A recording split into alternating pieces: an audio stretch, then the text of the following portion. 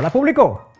En el 2014, el 96% de los residentes de Crimea, mediante un referendo, decidió reintegrarse con Rusia, tras 23 años de separación. Fue como volver a vivir a tu propia casa después de haber estado viviendo con tu ex y su mamá. Pero este no fue el primer referendo de soberanía de la península. Ya en 1991, en medio de la desintegración de la URSS, el 93% de los crimeos había votado por separarse de Ucrania.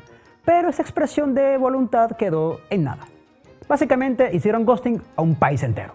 Esos bastardos me mintieron. Para entenderlo mejor, decidí darme a la tarea de investigar y contarte por qué tantas personas de repente quisieron ser parte del país más grande del mundo y qué tiene que ver Turquía con todo esto. Porque siempre hay que meterle drama internacional a la historia.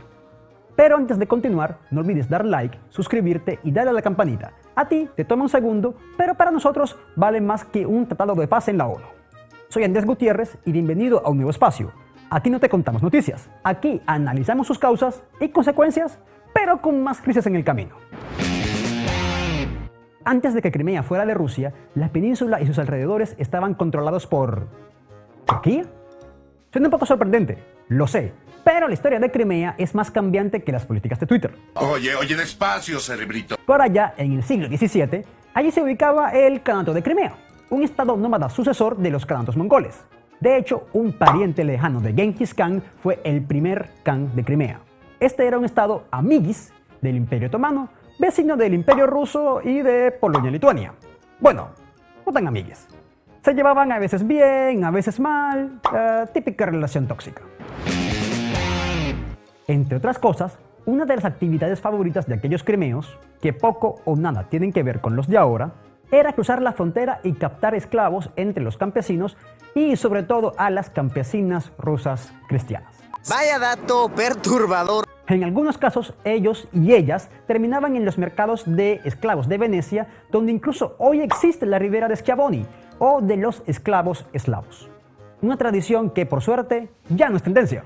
Y cuando la emperatriz rusa Catalina la Grande, que dicen que era un amor platónico de Francisco de Miranda, se hartó de esta situación, simplemente decidió terminar con el Kanato de Crimea, lo que llevó a la séptima guerra ruso-turca. Porque si algo nos ha enseñado la historia, es que si algo no funciona 6 veces, intentar una séptima seguramente lo arregla. Bueno, en realidad fueron 12, pero saben a lo que voy. Pero no es solo eso, también había intereses económicos. Ya Rusia tenía salida al mar Báltico y al Océano Ártico, pero creo que entenderán que no son lugares operativos al 100% durante todo el año. Es como depender de un Uber en hora pico. Puede que llegue, pero puede que también te congeles esperando. Es por eso que era necesaria una salida a aguas más cálidas. Para entonces, los rusos controlaban los ríos de la región, pero no sus desembocaduras. En ese punto de vista, era lógico que buscaran una salida al mar. Obvio, pues cabrón, Obi-Wan Kenobi. ¿Y quién estaba en la región en aquel momento? El Kanato de Crimea, controlando el mar de Azov y el norte del Mar Negro. La cosa es que Rusia gana la guerra y, como consecuencia final, Crimea pasa a ser territorio del Imperio Ruso en 1783 y finalmente consigue salida al Mar Negro. Y pues ocurrió lo que también hablamos en el video sobre el Donbass, rusificación del territorio.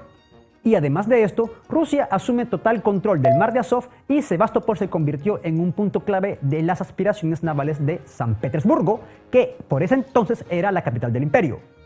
Por cierto, Catalina fundó la actual región de Jersón en 1775.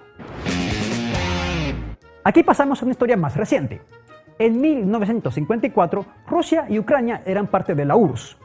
Crimea era parte de la Rusia soviética, pero por razones administrativas, el mandatario Nikita Khrushchev la trasladó bajo control y responsabilidad de la Ucrania soviética.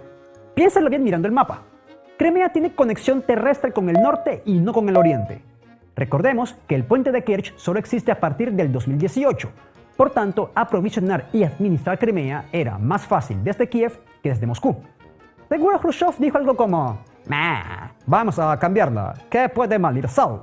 Momentos mucho después. En 1991, la URSS se desintegra.